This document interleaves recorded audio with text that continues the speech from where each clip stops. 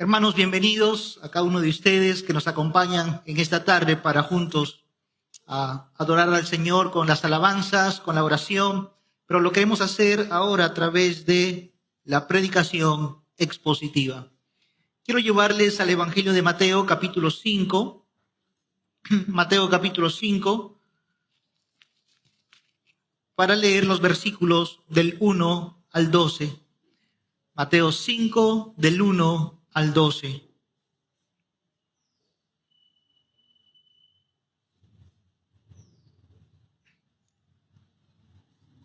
Recuerden que esta serie, que no va a ser tan corta, es la serie del Sermón del Monte.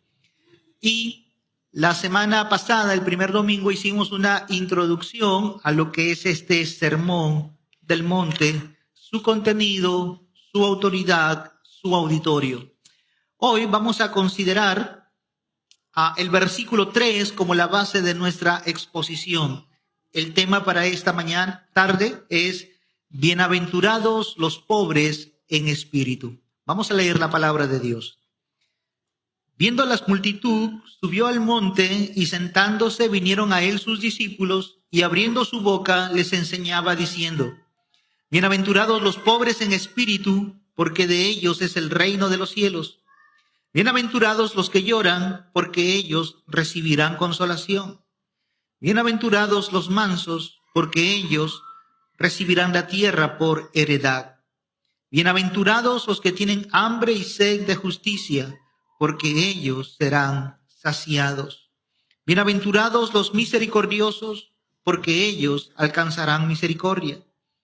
Bienaventurados los de limpio corazón, porque ellos verán a Dios. Bienaventurados los pacificadores, porque ellos serán llamados hijos de Dios. Bienaventurados los que padecen persecución por causa de la justicia, porque de ellos es el reino de los cielos. Bienaventurados sois cuando por mi causa os vituperen y os persigan y digan toda clase de mal contra vosotros, mintiendo.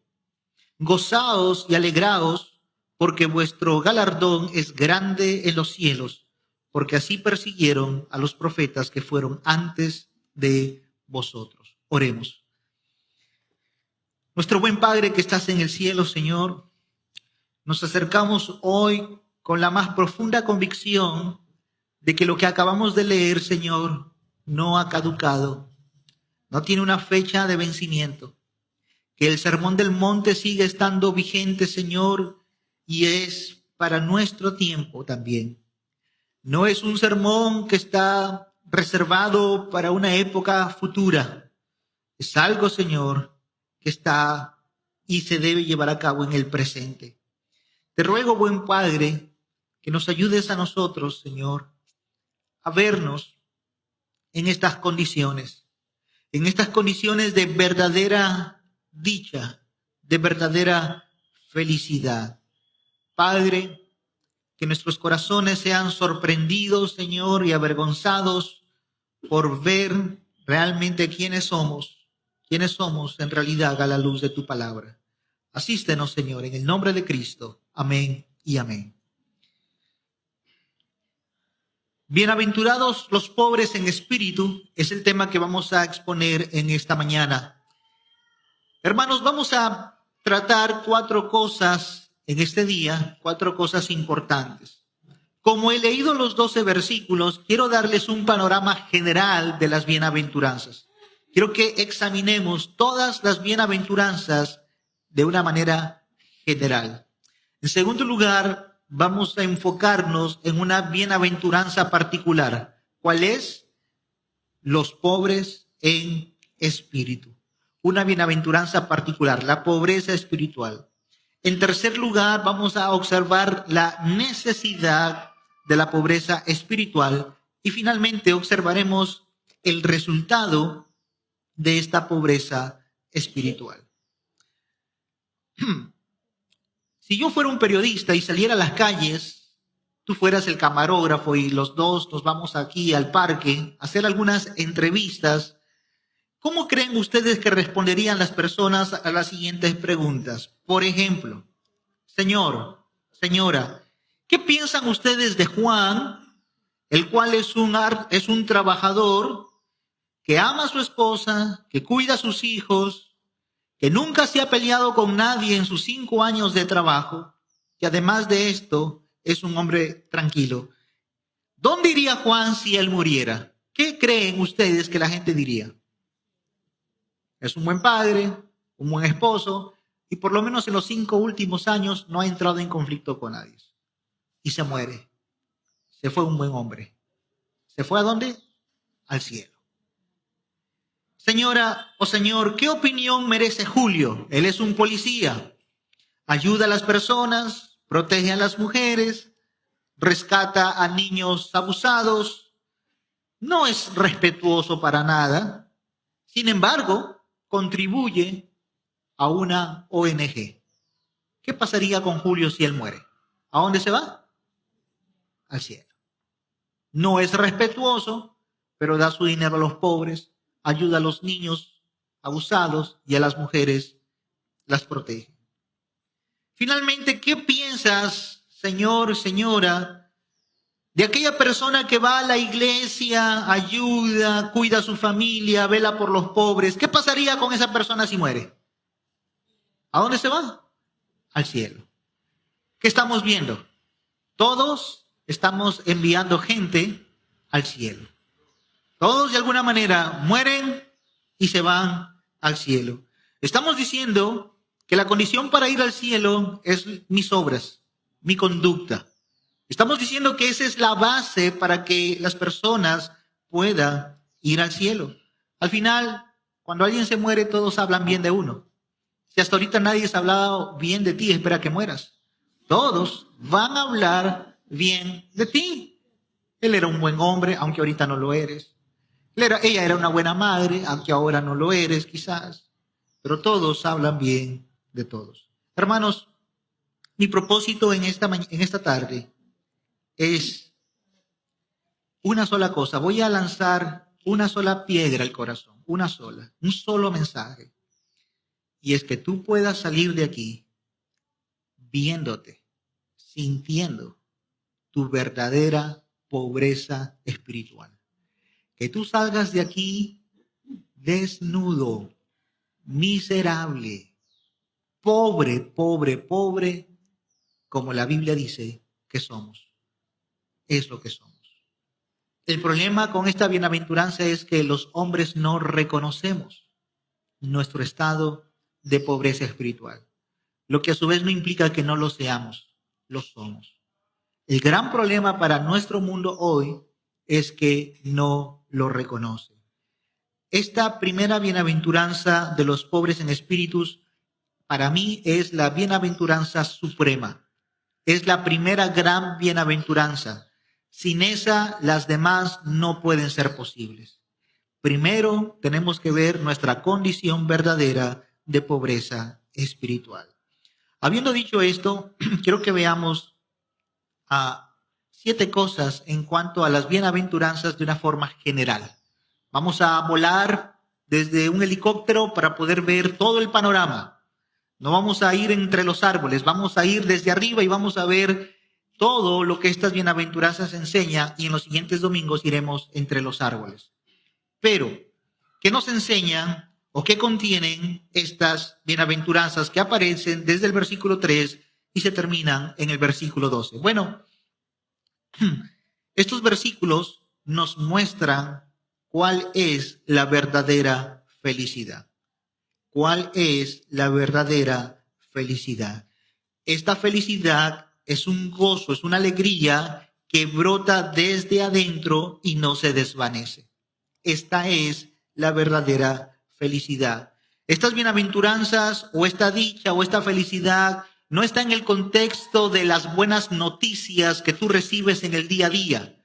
No es un aumento de sueldo, no es 15 días de vacaciones, no es que alguien te dice, después del culto nos vamos a comer un ceviche. Uy, qué feliz me siento. No se trata de esa felicidad.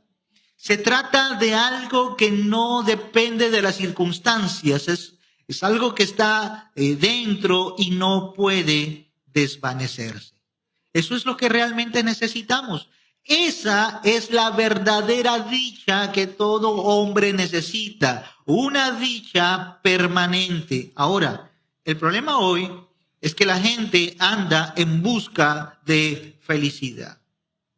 Hay una película que incluso lleva ese título, En busca de la felicidad. Es Will Smith con un niño, pobres, durmiendo en las calles, sin nada, arreglando algunos aparatos médicos para tener algunos dólares, hasta que él dice, en la parte final de la película, le dieron un trabajo y le dieron un sueldo. Y él dice, alcancé la felicidad. Esa es la forma en cómo el mundo piensa.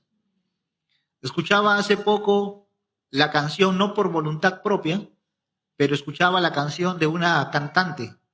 Lo único que quiero es tu felicidad, y se la dedicaba a sus hijos. Lo único que quiero es tu felicidad. Ese es el tema. Ese es el tenor, la felicidad. Y la felicidad para ti es cuidarte, darte todo, protegerte. Esa es la felicidad. Nuestro texto hoy nos va a romper, nos va a quebrar, nos va a avergonzar. Eso no es la verdadera felicidad. Hermanos, el mundo, las personas se han metido en grandes problemas al tratar de buscar la felicidad. Al ir ellos detrás de la felicidad, se han visto envueltos en situaciones de desdicha. Se han visto envueltos en calamidades. No han podido perseguir o alcanzar la felicidad. Principalmente ese es el anzuelo del pecado. El pecado es como colocar la red al pescado y poner en la puntita algún gusanito, un poquito de cebo, algo, tirarlo al río para que el pescadito agarre. Él piensa que está teniendo comida. Así es el pecado. Te lanza algo pequeñito, que tú lo ves y dices, esto es lo que yo necesito. Aquí voy a estar satisfecho. Necesito una esposa, necesito hijos, necesito trabajo, necesito una casa, necesito estabilidad. Esa es la carnadita y tú crees que esta es la verdadera felicidad. Pero el problema es ese, porque en esencia el pecado engaña, el pecado mata. Esto no es la felicidad. La felicidad no puede ser producida en este mundo, no se puede ganar o no se adquiere con dinero, ¿no? Jesucristo advirtió acerca de estas cosas y dijo, mirad y guardaos de toda avaricia, porque la vida del hombre no consiste en la abundancia de los bienes que posee. Por otro lado, el proverbista nos dice en Proverbios 23, 4 y 5 lo siguiente, no te afanes por hacerte rico, sé prudente y desiste. ¿Has de poner tus ojos en las riquezas siendo ningunas? Porque se harán alas como alas de águila y volarán al cielo. El Dios Mamón, el Dios del dinero, el Dios de las riquezas no te puede dar felicidad. No te puede dar felicidad. Hermanos, Marilyn Monroe daba todo su dinero a fin de no morir. El dinero no puede comprar la felicidad. No se puede. De hecho, se espuma, es gaseoso. Algunos a veces dicen, ya recibí mi sueldo, ya no tengo nada. La cuenta que mi sueldo le ha salido alas y se ha ido volando. Es lo que el proverbio dice.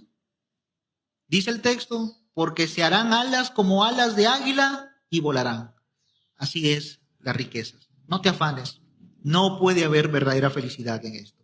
Otro asunto, número 2, que nos enseñan las bienaventuranzas, es que en estos versículos nosotros encontramos características particulares de la felicidad. ¿Quiénes son las personas felices? Los pobres, los que lloran, los mansos, los que tienen hambre y sed de justicia. Estas son las personas que alcanzan la felicidad.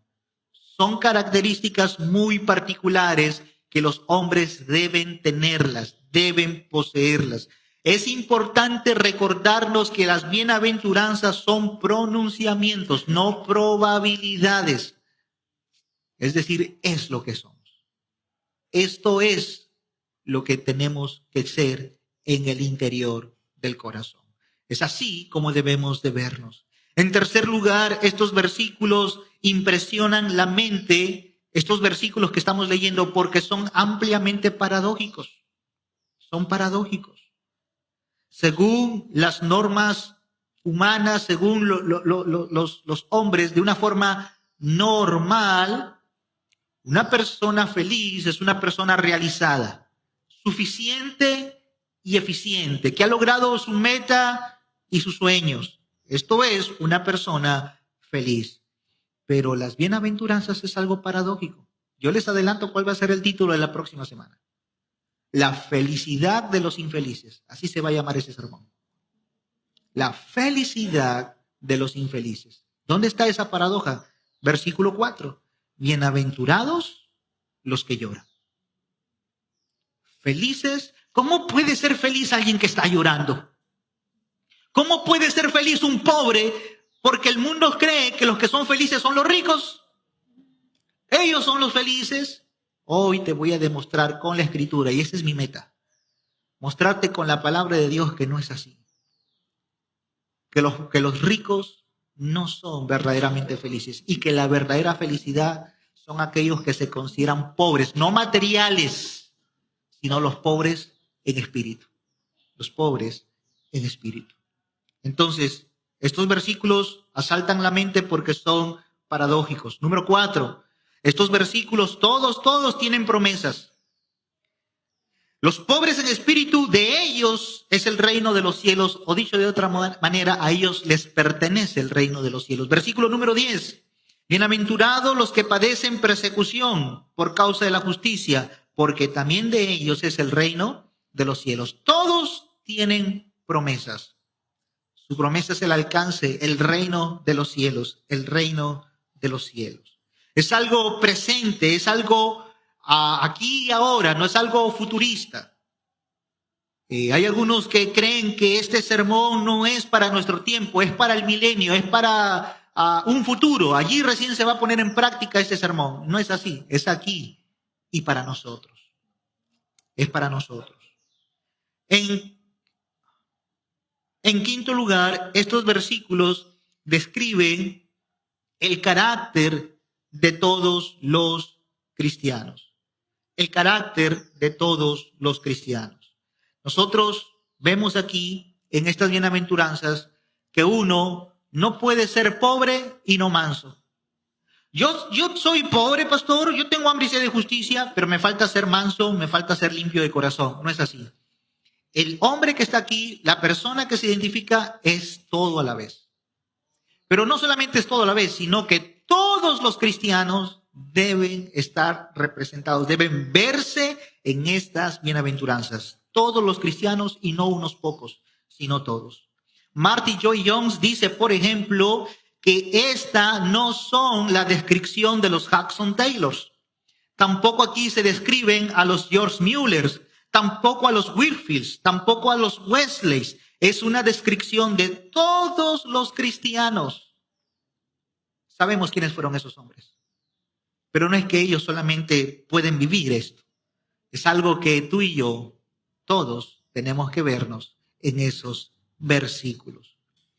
En sexto lugar, estos versículos, estas bienaventuranzas que nosotros vemos aquí, no pueden cumplirse en un estado natural. En un estado de condición caída no pueden ser cumplidos. No se puede cumplir. Ahora bien, hay personas que aquí dirían, pero pastor, yo soy humilde. Yo soy humilde. Yo sí me considero manso. Naturalmente yo soy manso. ¿Por qué? Porque a mí mi esposa me busca problemas y los vecinos. Yo nunca respondo. Yo soy manso. Bueno, no estamos hablando de esa mansedumbre natural. No estamos hablando de esa pobreza natural. Eso no es pobreza verdadera. Esa no es mansedumbre verdadera. Eso no es. Lo que quiero decirte es que estas bienaventuranzas sin la acción del Espíritu Santo no pueden ser llevadas a cabo. Necesitamos la asistencia del Espíritu Santo. Necesitamos la gracia de Dios para poder cumplir esto. Estas cualidades no vienen de nacimiento, no son naturales. Una persona puede ser educada, cortés, puede no hablar con aspereza, puede ser una persona que tiene siempre las manos abiertas para dar, pero aún así, eso no es suficiente para la salvación. Ese no es el verdadero asunto de nuestro pasaje o de las bienaventuranzas. Las acciones naturales no necesariamente salvan. ¿Ok? En séptimo lugar, estos versículos manifiestan una diferencia notoria. La diferencia es notable y salta a la vista. Es un contraste con el mundo en el que vivimos. Las bienaventuranzas han sido hechas para personas de otro mundo. Estas bienaventuranzas chocan con los derechos humanos. Estas bienaventuranzas están en contra de nuestra Constitución, muchas veces choca. Tiene que ser para personas de otro mundo diferente. Y Jesucristo dice, mi reino no es de este mundo. Por eso que estas bienaventuranzas o este sermón del monte no puede ser incluido en una política de Estado, en las leyes del Estado. Porque naturalmente el hombre no los puede hacer. Al contrario, avergüenza. No se puede hacer. Juan Wesley dijo, si este es el cristianismo, ¿dónde están los cristianos? Esto es únicamente para los cristianos. Y tenemos que vernos, tenemos que vivir en estas bienaventuranzas. Lamentablemente esa diferencia entre el mundo y la iglesia se ha ido perdiendo conforme va pasando el tiempo. Las iglesias siempre han tratado de procurar, de mantener una ortodoxia pura, una predicación pura, una liturgia pura, pero conforme van pasando los tiempos, en las iglesias se han introducido las personas que saben de marketing. Y marketing es cómo vendo mejor, cómo ofrezco mejor mi producto. ¿Saben qué? Píntame esta pared toda de negro. Vamos a poner una pantalla. Quiero una cámara de humo acá y una cámara de humo allá. Vamos a colgar una soga y que el pastor baje con la capa de Superman y llegue acá. Suena chistoso, pero eso es lo que muchas iglesias hacen. Y entonces son iglesias de miles y miles, miles y miles. Espectáculos, cantantes y un poquito de predicación y todos felices y contentos. Gloria a Dios, somos una iglesia famosa. Estamos en el internet, tenemos todos los famosos vienen a esta iglesia y todos los actores de Hollywood asisten a esta iglesia. Vamos a ver que esa iglesia sí existe. Nada más que se ha quedado aquí, no ha bajado. Dice el Señor, la tengo aquí en mi boca, la voy a vomitar. Pero esa iglesia existe. Hubo una época, dice Martin Lloyd-Jones, donde la iglesia y el mundo de verdad se notaba que eran diferentes. Dice Martin Lloyd-Jones que cuando ha habido esa diferencia entre la iglesia y el mundo, esa ha sido la época más gloriosa de la iglesia. Cuando ha habido esa línea que ha dividido. Pero hoy el mundo se ha introducido en la iglesia y nos está diciendo a nosotros cómo debemos de vivir. El mundo nos quiere enseñar a nosotros cómo criar a nuestros hijos, cómo ser buenos hombres, buenas mujeres, buenos ciudadanos, cómo crear políticas de salud, cómo cuidar nuestra salud. El mundo nos quiere enseñar eso. En el tiempo de antes, el mundo le consultaba a la iglesia. El mundo le consultaba a la iglesia. La iglesia los avergonzaba a ellos. La mejor educación, la iglesia. Los mejores hombres, la iglesia. Las mejores mujeres, la iglesia. Los mejores trabajadores públicos de la iglesia. Hoy en día ya ni eso se busca. Este sermón está aquí justamente porque habla de una diferencia notable y es lo que el Señor quiere que entendamos. Estas bienaventuranzas marcan una diferencia notable. El apóstol Pedro dijo, amados, yo os ruego como extranjeros y peregrinos que os abstengáis de los deseos carnales que batallan contra el alma, manteniendo vuestra buena manera de vivir entre los gentiles. O sea, este sermón del monte. Para que en lo que murmuran de vosotros como de malhechores, glorifiquen a Dios en el día de la visitación al considerar vuestras buenas obras. Habiendo dicho esto, habiendo dado un panorama general del contenido de las bienaventuranzas, pasemos a considerar, en segundo lugar, una bienaventuranza en particular. Versículo número 3. Bienaventurados, felices internamente, felices independientemente de las circunstancias. ¿Quiénes? Los pobres en espíritu. Los pobres en espíritu. Sin esta pobreza espiritual, el texto claramente dice, no hay entrada al reino de los cielos. Bienaventurados los pobres en espíritu, porque de ellos y solamente de ellos es el reino de los cielos. La condición para el reino de los cielos es pobreza espiritual. Pobreza espiritual. Antes de la conversión debe haber convicción. Antes de que el evangelio muestre la liberación, debe mostrar nuestra condenación, nuestra miseria. Entonces, vamos a definir la pobreza espiritual y lo vamos a hacer de dos maneras. Vamos a definir lo que no es la pobreza espiritual, o llámese también la humildad, lo que no es la pobreza espiritual.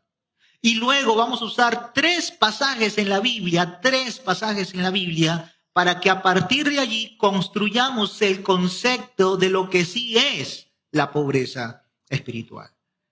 Importa lo que dice la Escritura, no lo que digo yo. ¿Qué dice el Señor en cuanto a lo que es la verdadera pobreza espiritual? Entonces, ¿qué no es pobreza espiritual?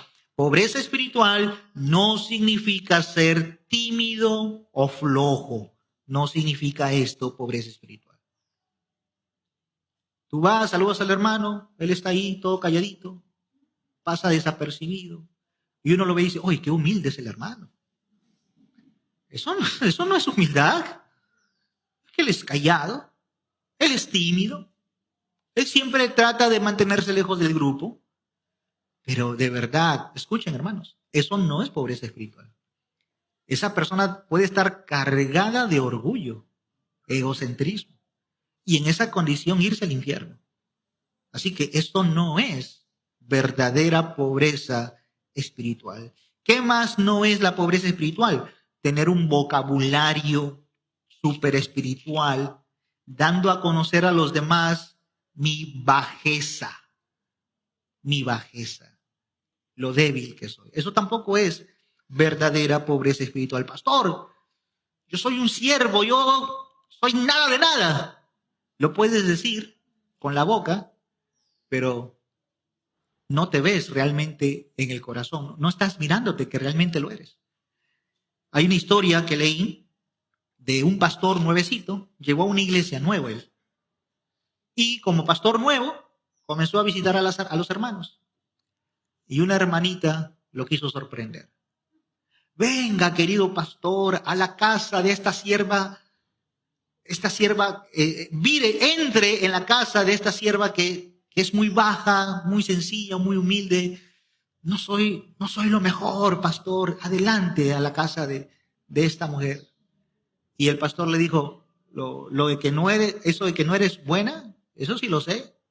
Y ella se molestó. ¿Quién le ha dicho que no soy buena? Dígame, pastor, ¿quién le lavó esas quejas? ¿Y se molestó? Es que a veces copiamos un vocabulario, copiamos un léxico y decimos, yo soy un pobre, yo no soy nada, yo soy un gusano. Y cuando dicen, sí, yo sé que tú eres un gusano. No, pues solamente tampoco hay que llevarlo al extremo, ¿no?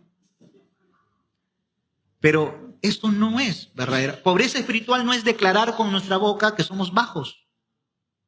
No es declarar con nuestra boca que somos sencillos, somos nada. Eso no es verdadera pobreza espiritual. Verdadera pobreza espiritual no es vestirse de manera sencilla para dar la impresión de humildad. Eso tampoco es verdadera pobreza espiritual.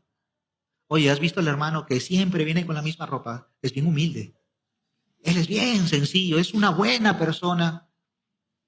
La vestimenta no dice que esa persona realmente se ve a sí misma como una persona humilde, pobre espiritualmente. Eso no es verdadera pobreza espiritual. De hecho, Marty Lloyd Jones, alguien una vez le dio las quejas a Marty Lloyd Jones y le dijeron, hay pastores que se están vistiendo como empresarios. Y Marty Lloyd Jones le dice, no me interesa la apariencia personal de los hombres, pero sugiero que el hombre de Dios no debería parecer un próspero hombre de negocios. Pero no debemos de preocuparnos por eso, decía Lloyd Jones, sino por el espíritu de ese hombre. Así que cuidado con eso.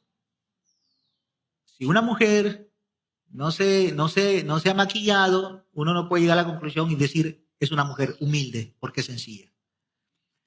Corrijamos esos conceptos. Eso no representa verdadera pobreza espiritual. Pobreza espiritual, lo voy a decir aquí antes que se me olvide porque no están mis apuntes.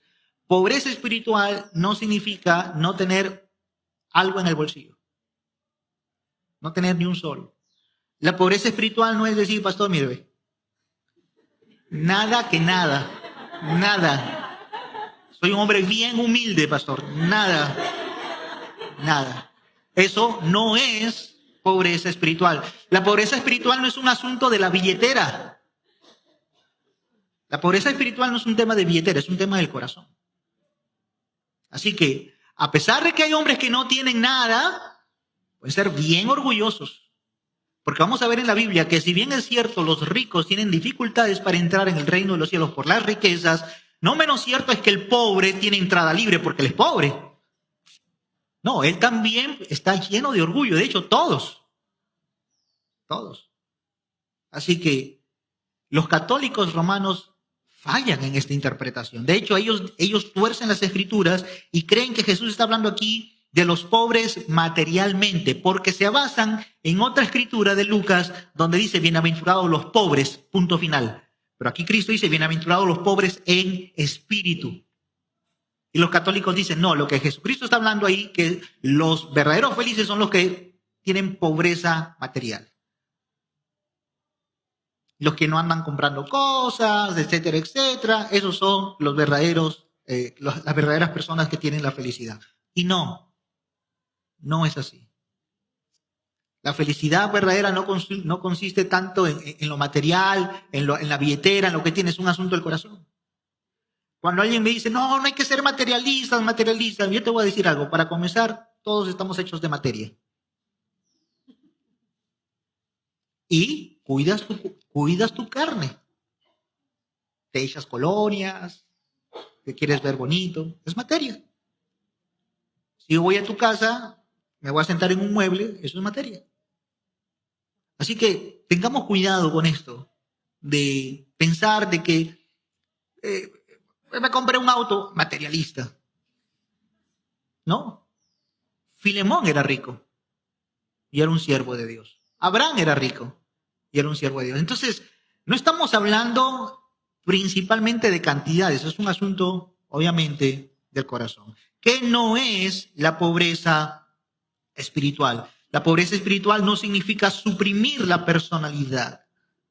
No significa cambiarse el nombre, atormentarse a sí mismo negando lo evidente. Esto no es una verdadera pobreza espiritual.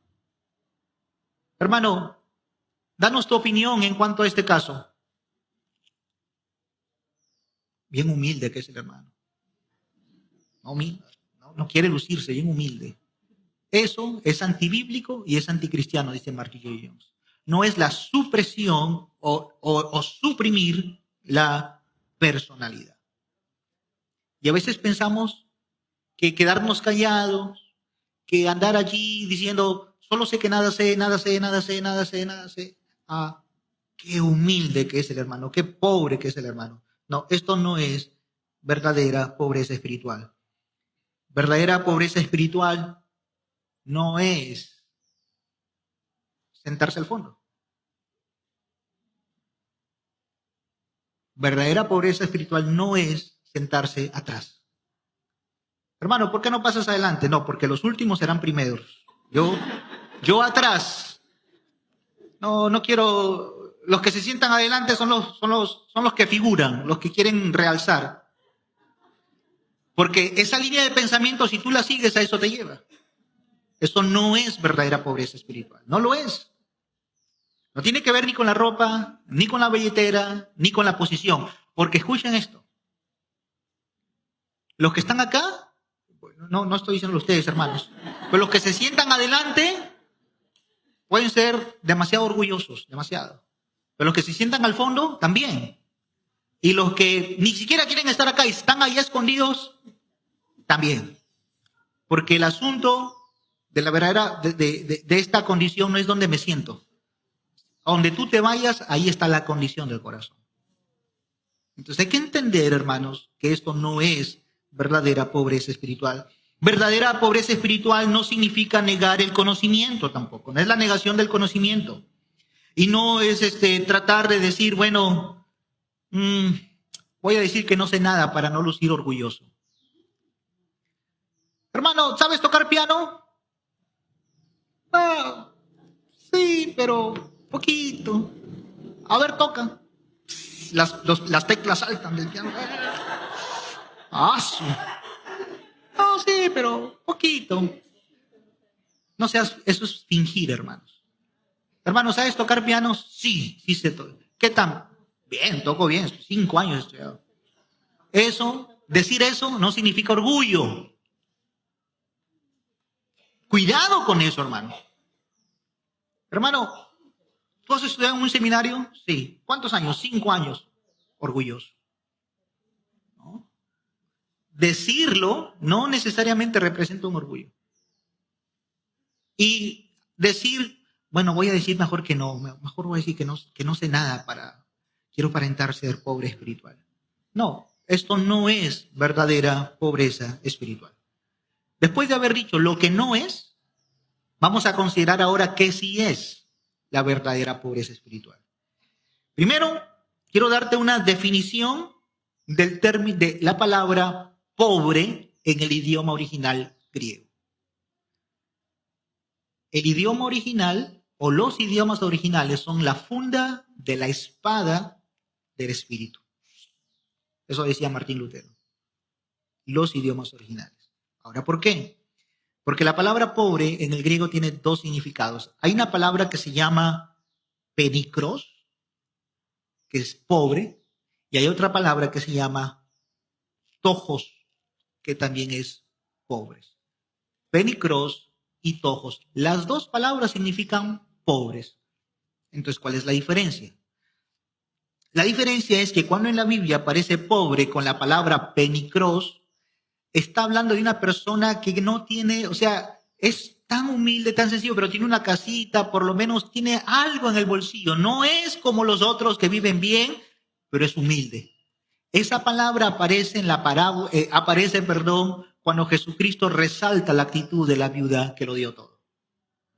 Ahí esta viuda era una viuda pobre, y ahí aparece la palabra penikros. Pero en calidad de pobre dio todo lo que tenía. Algo tenía.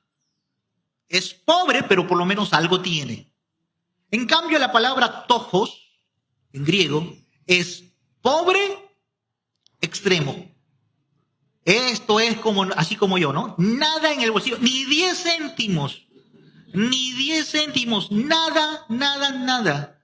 Pero absolutamente nada. Pobre es eso, tojos. La pregunta es, cuando el escritor dice aquí, cuando Jesús habló, bienaventurados los pobres en espíritus, ¿qué palabra usó? ¿Tojos o penicros? Tojos. Pobres extremos, no tienen nada, absolutamente nada. Hermanos, si hay un mendigo, y el mendigo por lo menos tiene, 5 monedas, 5 soles en el bolsillo, no es tan mendigo. Él por ahí en cualquier momento va, se compra su barra de chocolate, su agua y ya, y sigue. Está pidiendo limosna, alguna moneda tiene. Pero el mendigo, como dicen aquí, por diosero, en esa época, es alguien que no tiene nada. Está sentado en una esquina. De hecho, la palabra misma, tojo, significa encogerse, acobardarse, rebajarse en un sentido de no tener nada, agacharse en una esquina para depender de la misericordia de otros. Esta es la definición de la palabra tojos en griego. Nada, agacharse, encorvarse, no tengo nada. Hermanos, Un pobre que, como repito, que tiene 5 soles por ahí, va y calma el hambre comprándose una gaseosa y unos chiflecitos. Pero imagínate tú, el pobre que no tiene nada. No tiene nada y no tiene vestimenta. No tiene nada y no tiene, o sea, no tiene nada de dinero, no tiene nada en el estómago, tiene hambre, tiene frío. Y tú pasas en la calle, pasas por ahí, ¿sabes qué va a decir él? Casi te va a suplicar y te va a decir, por favor, necesito comer, dame algo. Esa es la imagen que Jesucristo está poniendo aquí. Alguien que clama y busca algo porque no tiene nada. Lo único que busca es la misericordia de un segundo, de un tercero, para poder recibir algo. Bueno, esa es la pobreza espiritual en la que todos nosotros estamos. Esa es la condición de todo cristiano. Todos debemos vernos en esa primera gran bienaventuranza. Miserables, miserables, miserables. Nada de que soy, sí, yo sé que soy mala persona, pero cuando el vecino viene y me pide azúcar, yo le doy. Cuando alguien me llama, yo estoy ahí, le ayudo. No, es verte sin nada, ¿no? O sea, no tienes absolutamente nada, eres miserable, totalmente miserable. Hermanos, quiero que veamos esto a través de 3 pasajes de las Escrituras. El mejor comentario para Mateo 5:3, los pobres en espíritu, que he leído, no han estado en el libro de Marty Lloyd Jones, no está en el libro de John Stott, no está en el libro de Calvino, está en Lucas capítulo 18, versículo 10. Vamos allá sin perder Mateo. Lucas 18, 10 al 14. Para mí ese es el mejor comentario de Mateo 5:3. Vamos a ver 3 pasajes y aquí, allá al comenzar a leer estos pasajes, vamos a ir construyendo la definición de pobreza espiritual. Dice así el Señor Jesucristo, Mateo capítulo 18, 10 al 14. 2 hombres subieron al templo a orar. ¿Eso es bueno o eso es malo? ¿Eso es bueno? 2 hombres suben al templo a orar. Eso es muy bueno. Uno era fariseo y el otro era publicano. ¿Eso era bueno o no? Ya aquí hay una distinción. El fariseo era un religioso. El publicano era alguien que le cobraba impuestos a los de su misma nación. Era la Sunnah de Roma. Ese era el publicano. Entonces, el fariseo en el versículo 11, puesto en pie, oraba consigo mismo de esta manera. Mire el contenido de la oración del fariseo. Dios, te doy gracias porque no soy como los otros hombres. ¡Wow! Este es de otro mundo. Este es un fariseo que vive allí, pero dice no soy como los demás. Él se ha medido con otros hombres y ha llegado a una conclusión, soy diferente a los demás. Señor, soy un hombre diferente, no soy como los otros hombres. No soy ladrón. Ahora, ¿por qué creen que decía eso? Porque él entendía que el que estaba atrasito era un ladrón. Y entonces es el típico orgullo, ¿no? Señor, gracias. De pronto lo miró así, ¿no? No soy como los otros hombres. No soy ladrón, Señor, gracias. Pero también gracias, Señor, te doy porque no soy injusto. No soy adúltero. Y de pronto el publicano no entendió, ya se lo dijo frente. Ni como este publicano tampoco soy. Ni como este publicano. Entonces, él está pregonando una justicia propia. Soy diferente. Esta es la oración del fariseo. Luego en el versículo 2 saca a relucir su vida religiosa. Ayuno 2 veces a la semana. Súper espiritual el hombre. 2 veces a la semana. ¡Wow! Ese está en otro nivel. También doy diezmos de todo lo que gano. Ese es un buen miembro. Ese es un miembro saludable, pastor. Da el diezmo de todo lo que gana. ¡Wow! Qué contenta debe sentirse la sinagoga que tiene este integrante ahí, ¿no? O un fariseo que diezma de todo lo que gana. ¿Que acaso no es esto bueno? Él estaba recurriendo a todas sus bondades, aparentemente bondades que él tenía, diferente, religioso, bondadoso. Luego Jesucristo cambia el tenor y ahora va a enfocarse en la oración. La cámara gira para el publicano, versículo número 13. Mas el publicano, estando de lejos, no quería ni aún alzar los ojos al cielo. ¿Qué significa eso? Recuerden la palabra tojos. ¿Qué significa tojos? Encorvarse, agachado, no tener nada. A lo mejor se sintió avergonzado por la religión de ese hombre.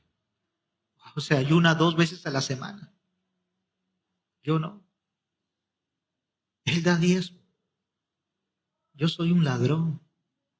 Y él agachó sus ojos, Señor. Estando de lejos, no quiso alzar los ojos al cielo. Y lo único que hizo es golpearse el pecho diciendo, Dios, sé propicio a mí, pecador. La mejor traducción debería decir, Dios, sé propicio a mí, el pecador. El pecador. Él se vio a sí mismo como un miserable pecador. Quiero leer un poco lo que John Blanchard dice en relación a ese pasaje. El publicano no pensaba que era un pecador más entre muchos. Él no se veía como uno más entre el montón, sino que se veía como el único de los pecadores. Estaba tan sobrecargado por la conciencia de su pecado, estaba tan cargado por su bancarrota moral y su destitución espiritual, que para él el pecado de cualquier otra persona palidecía en comparación al suyo. Hermanos, esta es la posición de un hombre que se ve a sí mismo miserable. No tiene nada. Él se ve y dice, soy un pecador, soy el único pecador. Este publicano, es aquel que cree que si él estuviese solo en este mundo fuera un caos, solo con el pecado de él. No necesita de los demás, solo él. Solo él. Y ese es a veces el problema que nosotros tenemos en la mente. Creemos que nuestros hijos se van a corromper en el mundo, cuando debemos entender que la corrupción ya está allí y que Él suma y que la tarea es predicar el evangelio y redimirlo en la gracia del Señor. Que sea Dios que tenga misericordia de él. Hermano, a veces les enseñamos quizás a nuestros hijos, no, tú eres un niño bueno. Tú eres una buena persona.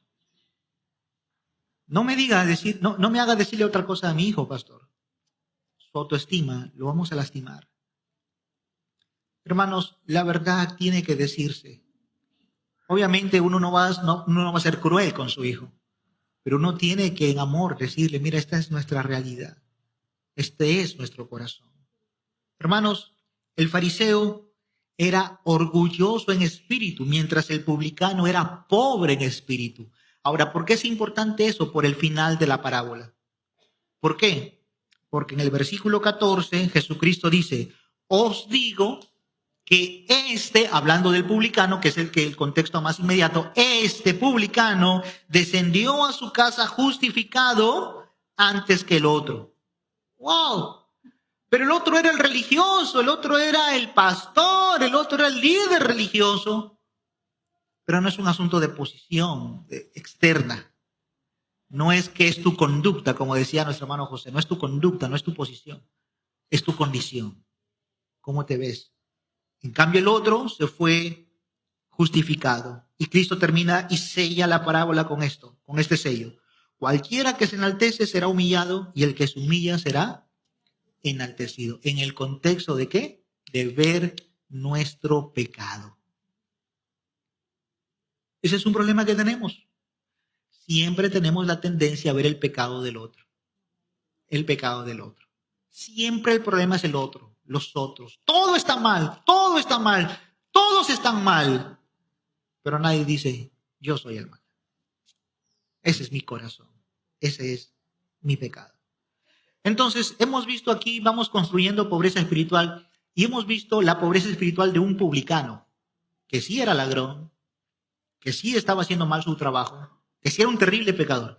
Pero ahora veamos la pobreza espiritual en la vida de otro hombre diferente. Este sí es un profeta de Dios. Este sí es un hombre llamado por Dios, Isaías. Isaías capítulo 6, Isaías capítulo 6, versículo 1. Este era un hombre diferente.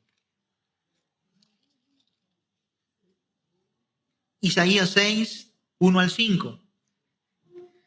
En el año que murió el rey Usías, vi yo al Señor sentado sobre su trono alto y sublime, y sus faldas llenaban el templo. Por encima de él había serafines, cada uno tenía 6 alas, con 2 cubrían sus rostros, con 2 cubrían sus pies, y con 2 volaban. Y el uno al otro daba voces diciendo, Santo, Santo, Santo Jehová de los ejércitos. Toda la tierra está llena de su gloria. Y los quiciales de las puertas se estremecieron con la voz del que clamaba, y la casa se llenó de humo. Entonces, luego de esa visión, dice Isaías, entonces dije, ¡ay de mí! Eso es lo contrario de bienaventurado. ¡Ay de mí! Dice, que soy muerto, porque siendo hombre inmundo de labios y habitando en medio de un pueblo que tiene labios inmundos, han visto mis ojos al Rey Jehová de los ejércitos. La palabra que Isaías utiliza para decir que él era inmundo de labios es la misma palabra que se utiliza para describir a los leprosos. Cuando un leproso en Levítico capítulo 13 tenía lepra, él caminaba y él por todo el camino decía, ¡inmundo! ¡Soy inmundo! No se me acerquen, soy bien contagioso. La lepra era bien contagiosa. Él tenía que gritar, ¡inmundo! Isaías está diciendo, mi boca es inmunda. Está llena de pecado. ¿Dónde Isaías vio su bajeza espiritual? ¿En qué momento? Déjame darte una pista. En el momento que él vio la gloria de Dios.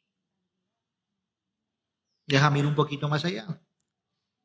Por eso la teología no es mala. La teología es buena. Hay aquí que le tienen un poquito de fastidio a esa palabra, la teología. Ay, eso suena muy académico, hay que ser sencillos. La teología es el estudio de Dios, el conocer a Dios. Obviamente hay quienes ven la teología como un cursillo de la iglesia, ¿no? Voy a hacer un curso de teología, voy a llevar los atributos de Dios, pasan el examen 20 y ya se graduó. No, eso no es. La teología es buena para tu matrimonio, la teología es buena para tu trabajo, la teología es buena para tus decisiones, la teología es buena para la crianza de tus hijos, la teología es buena para que vivas como un ciudadano, la teología, el conocer a Dios es bueno, no tienes que tenerle miedo a eso. El conocer realmente quién es Dios te pone en una posición correcta. Ves tu miseria. Ver a Dios es ver mi inmundicia, es ver mi bajeza, es ver mi pobreza. ¿Quién vio esta pobreza? Un hombre, un profeta de Dios, un hombre religioso. Este era, si queremos decirlo así, este no estaba en la condición del publicano. Pero entonces ya estamos viendo que la pobreza espiritual es para todos, es para el que está el religioso, como también para el que está haciendo lo malo. Todos deben sentir y ver su propia pobreza espiritual. Primera de Timoteo, capítulo 1, versículo 15, el apóstol Pablo dice lo siguiente, 1 Timoteo 1:15. Palabra fiel y digna de ser recibida por todos, que Cristo Jesús vino al mundo para salvar a los pecadores. ¿A quién vino a salvar Jesús? No a los justos, sino a los pecadores. Y allí, querido hermano, está tu nombre. A los pecadores. Y luego dice, de los cuales yo soy el primero. Pablo no dice yo fui o yo solía ser el primero. Él dice yo soy el primero. Para Pablo, ser pobre en espíritu era una evaluación continua del corazón. Una evaluación continua del alma. ¿Cómo estoy? ¿Cómo estoy? Y aunque uno pudiera ser pastor, misionero, diácono, maestro de célula, un miembro activo, lo que sea, todos tenemos que estar evaluándonos siempre la pobreza de nuestro corazón, recordándonos cuál es nuestra posición, para que solo así sigamos viviendo en dependencia de Dios. Porque llega un momento en que ya no comenzamos a depender de Dios. Llega un momento en que comenzamos a depender del intelecto, de la capacidad, de mis recursos, de mis fuerzas, pero el propósito de esta tarde es decirte, no, tu vida debe ser vivida en dependencia de la gracia de Dios. Únicamente allí. El apóstol Pablo decía ser el primero de los pecadores. Cuando el apóstol Pablo se veía a sí mismo como apóstol, él decía, yo soy el último. Como un aborto, el último de los apóstoles. Pero cuando se trataba de hablar del pecado, él decía, yo soy el primero de los pecadores. El orgulloso, diría, de los apóstoles, a mí es el que el Señor me ha revelado más, porque 13 cartas he escrito, no así los demás. El orgulloso Pablo pudiera haber dicho, y en cuanto a los pecadores, no, hay unos que son peores que yo, peores, ¿no? Yo no soy tan pecador como los demás. Pero el verdadero apóstol de Jesucristo dice, soy el primer pecador y soy el último entre los creyentes. Esto es tener en perspectiva saludable la pobreza espiritual. Charles Spurgeon dice que él está de acuerdo con todo lo que el apóstol Pablo ha dicho, pero el día en que vaya al cielo va a tener una discusión teológica con él, y va a ser esta.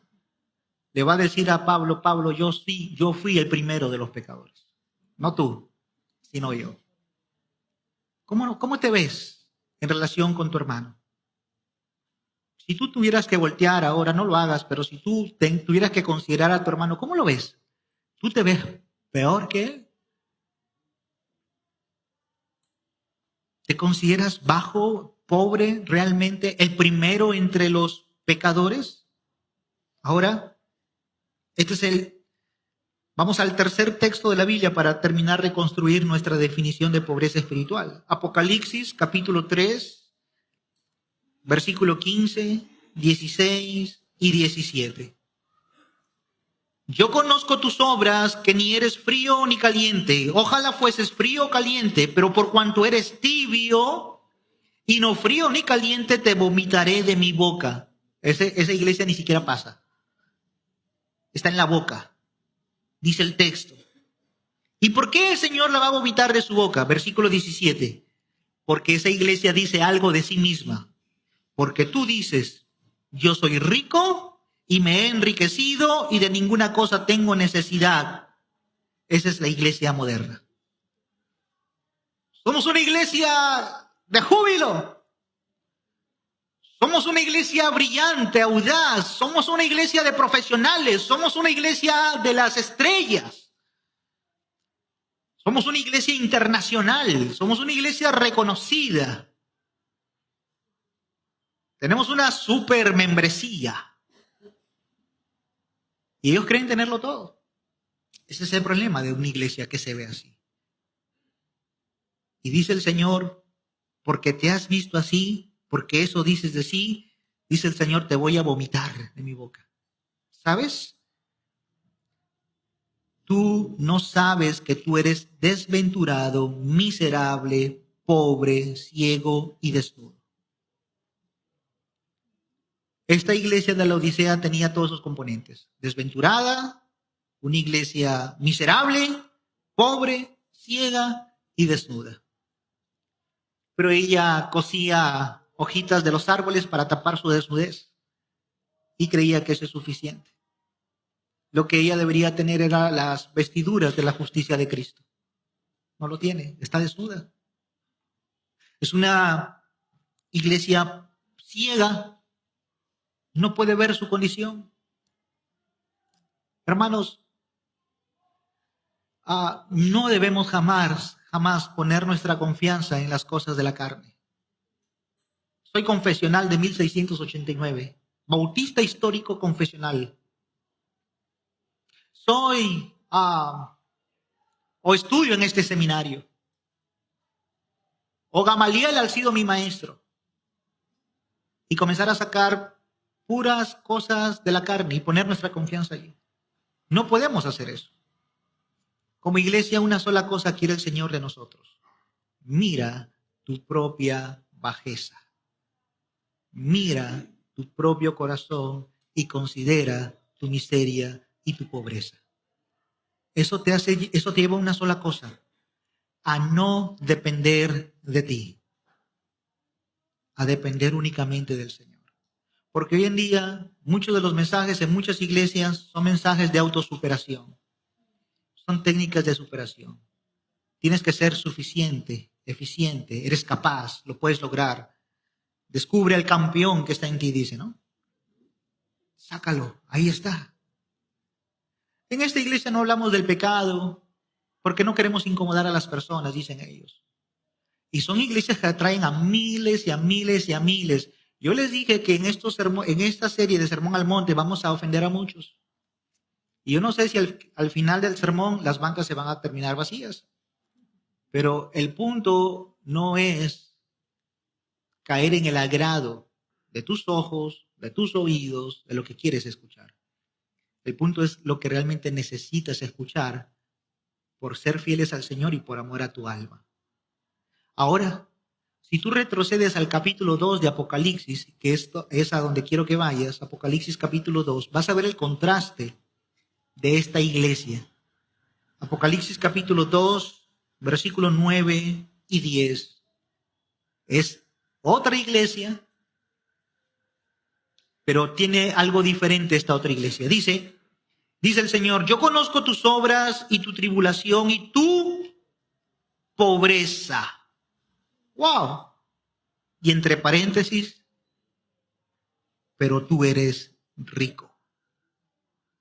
¡Wow! Es lo que el Señor le está diciendo a la iglesia de Esmirna. Tú eres pobre. Yo conozco tu pobreza. Entre paréntesis, eres rico. Eres rico. Yo conozco eso. Conozco la blasfemia de los que dicen ser judíos y no lo son, sino sinagoga de Satanás. Yo conozco eso. No temas en nada en lo que vas a padecer. He aquí el diablo echará a alguno de vosotros en la cárcel para que seáis probados y tendréis aflicción o tribulación por 10 días. Sé fiel hasta la muerte y yo te daré la corona de la vida. ¿A quién se le da esa corona? A una iglesia que se considera pobre. Y el Señor dice, yo conozco tu pobreza. Pero el Señor analógicamente le dice, te consideras pobre, pero realmente eres rico. Y es que nuestro verdadero valor no está en nosotros, hermanos. Viene del Señor. No tenemos valor absoluto, no tenemos nada. Solamente lo tenemos a Él. Y teniéndolo a Él, tenemos todo, hermanos. El punto es que a veces creemos que Dios necesita de mí. Dios necesita de mi sagacidad, Dios necesita de mi elocuencia, Dios me necesita, yo soy indispensable. No, Dios no nos necesita. De hecho, somos miserables y pobres. Lo que nosotros debemos hacer es clamar al Señor, clamar y buscarle, decirle, Señor, asísteme, ayúdame. Padre, quiero agradarte porque no puedo. Como un mendigo que lo único que hace es depender de la misericordia de otro, que el Señor tenga misericordia de nosotros. Mis hermanos, esto es entonces la pobreza en espíritu. Hemos ya definido hasta aquí que la pobreza en espíritu es una condición del corazón. Es tener la conciencia abrumadora de que no somos nada delante de Dios. Nada. Ahora, que eso vaya destruyendo ideas. Porque incluso hay hermanos que a veces no disciernen. Ya, basta, crezcamos en el conocimiento de las Escrituras, crezcamos en la práctica piadosa del Señor, porque a veces muere alguien del mundo y a mí me da pena cuando alguien de gracia eterna dice, ahora está en el cielo. Que el Señor lo tenga en su gloria. Hermano, tú no estás entendiendo las cosas. No sé si lo haces a propósito para hacerme dar cólera. Pero de verdad, tú no estás entendiendo las cosas. No es así. Una persona, yo me voy a meter en problemas con esto, pero lo voy a decir. Lo voy a decir. Va a haber una película que va a venir al cine pronto. Sonidos de la Libertad o Sonidos de Libertad. Yo mismo la voy a ir a ver. Pero escúchame. Si te quedas con eso, no has entendido el Sermón del Monte. Has entendido la película, pero no has digerido completamente. El Sermón del Monte va más allá. Porque uno puede liberar a un niño del abuso, lo cual es muy bueno y animo a que eso siga haciéndose. Hay que ayudar a los niños pobres. Hay que ayudar a los niños abusados. Eso es muy bueno. Pero si te quedas hasta allí, no has entendido el Sermón del Monte. Tienes que ir un paso más allá y tienes que ayudarle a comprender a todos ellos de su pobreza espiritual. Porque si no llegamos a ese punto, bienvenidos los católicos, bienvenidos a las ONG, bienvenido al asistencialismo, todos felices y contentos.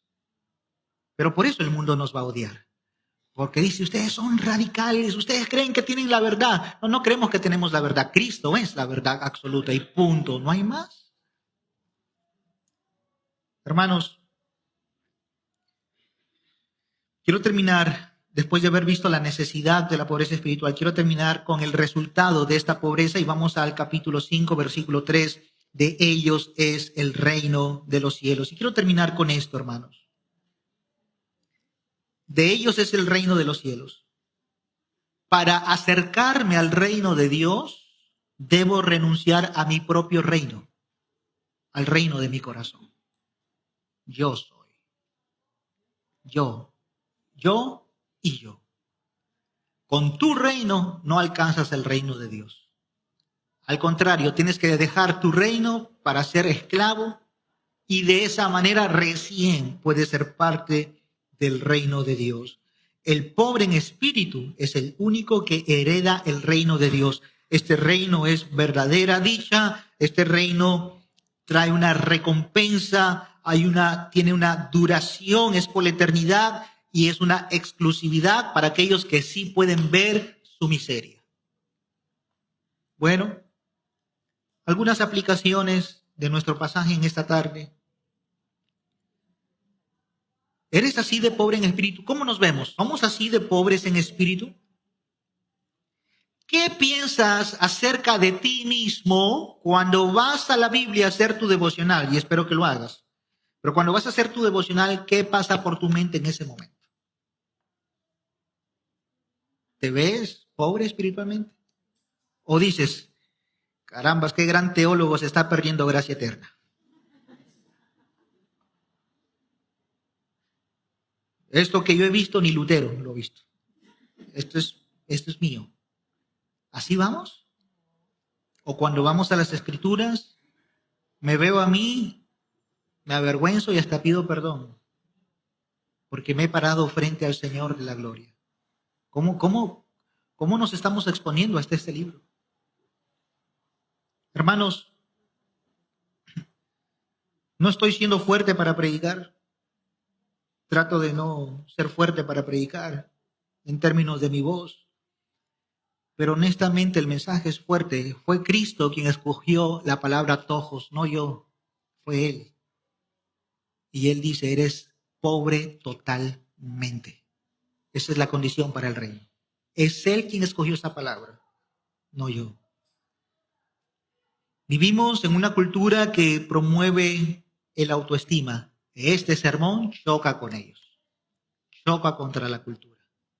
Choca con eso de que somos algo, somos alguien, somos empoderados, empoderadas.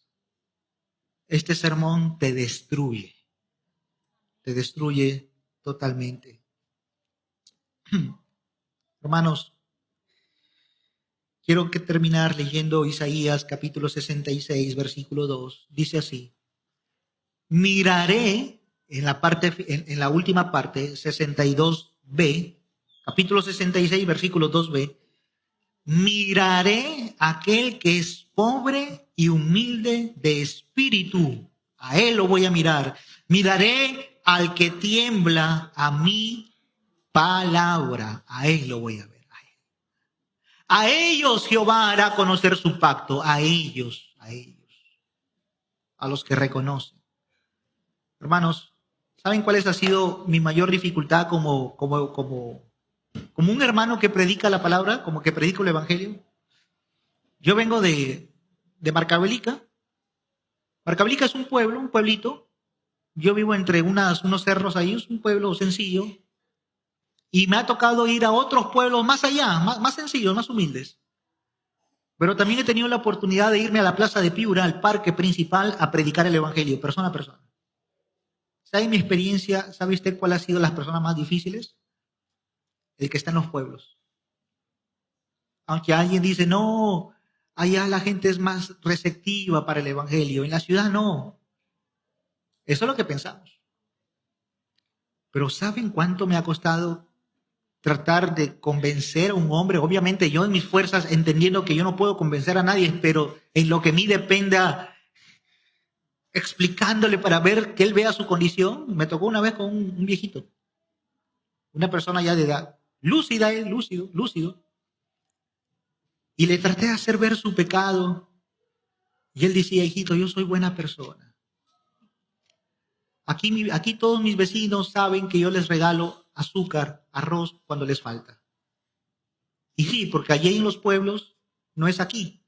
Allá en los pueblos, cuando alguien necesita un kilo, una azuquitar, vecino, ¿me puedes regalar una taza de azúcar? Y esos favores, a ellos los tienen contentísimos.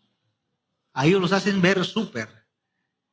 Y ellos están completamente seguros que eso es suficiente para ir al cielo. A mí me da pena eso. Los pobres, los que son pobres materialmente, luchan con esa dificultad. Ellos consideran que su estado en sí mismo es suficiente para el reino de los cielos. No es así. Pero los ricos también tienen sus complejidades, porque tienen su confianza en las riquezas. Y la mayor dificultad para el evangelio tiene que ver con ese grupo de personas. No así, por ejemplo, y no voy a decir que lo otro es un terreno más fácil, pero hay más receptividad del evangelio en una cárcel, en una cama de hospital, en un pasillo donde la gente está muriendo. Hay más receptividad en un lugar donde hay droga, donde el pecado abunda. Sobreabunda la gracia, hay más receptividad. Pero es bien difícil, y lo digo con mucho cuidado, aún a veces, tener que ver esa pobreza espiritual aquí. Porque es como que estoy yendo a gracia eterna y yo me siento seguro. Me siento seguro porque es sana doctrina. Bueno, tiene algunos componentes que a mí me gustan. Eso es peligroso. Oro al Señor para que haga ver la miseria de vuestro pecado. Y no importa donde tú estés, el problema está en tu corazón. Y es necesario que tú veas eso para que tengas acceso al reino de Dios. Mira a Cristo. Cuando te veas así todo mendigo, hoy día al final de la predicación un hermano se me paró. Es bien difícil eso que has predicado. Porque no tengo nada. ¿Qué hago? ¿Cómo dejo esto? Miren a Cristo. Vayan a Cristo, el cual ha ganado todo para nosotros. En Él estamos completos, en Él. No confiemos en la carne. Oremos. Padre, te pido, Señor, que nos ayudes a entender, Señor, cada vez más con tu palabra y ser convencidos con el poder de tu Espíritu Santo de que necesitamos ver nuestra verdadera bajeza, porque realmente es lo que somos. Señor, somos pobres espiritualmente. No tenemos nada, somos miserables. Señor, ayúdanos a clamar, a clamarte y decir, ayúdame. Señor, te necesito. Padre, pon a cada hijo de cada hermano en esa posición. Yo te ruego que los hijos de nuestros hermanos, aún mis hijos, Señor, todos sean puestos en esa condición de ver su propia pobreza, porque sabemos que así clamará por ayuda. Señor, que todos nosotros veamos ello. Que Padre, que cuando vayamos a tu palabra, vayamos ahora con este entendimiento de que tu palabra revela quiénes realmente somos. Ayúdanos, Señor. Te lo pedimos en el nombre de Jesucristo, quien vive y reina. Amén y amén.